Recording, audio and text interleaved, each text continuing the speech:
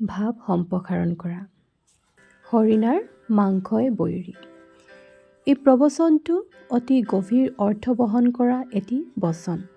হৰিনাম শান্ত, নিৰ্দোষী আৰু সুন্দৰ প্ৰাণী হ'লেও তাৰ দেহৰ মাংস মানুহ, বাঘ আদি বহু হিংস্ৰ প্ৰাণীৰ বাবে অতি লোভনীয়। এই মাংস খাবলৈ লোভী মানুহে বা হিংস্ৰ জন্তুৱে তাক নিৰ্দয়ভাৱে বধ কৰে।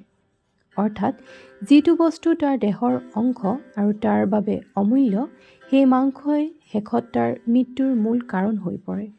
সেয়ে কোৱা হয়, হৰিণাৰ গাৰ মাংসই তাৰ প্ৰধান বৈৰী।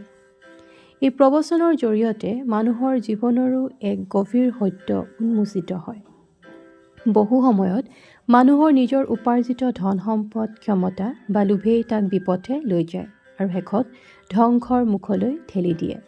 অপকৰ্ম, অসৎ উপায়ে উপাৰ্জিত সম্পদ বা অতিৰিক্ত লালসাই মানুহৰ জীৱনলৈ ভয়ংকৰ বিপদ নমাই আনে, আনকি মৃত্যুৰ কাৰণো হৈ পৰে। একেদৰে বহু সময়ত নাৰীৰ নিজৰ ৰূপ যৌৱনেই সমাজৰ কুদৃষ্টি, হিংসা আৰু অন্যায়ৰ লক্ষ্যবস্তু হৈ পৰে আৰু ভয়াৱহ পৰিণাম মাতি আনে।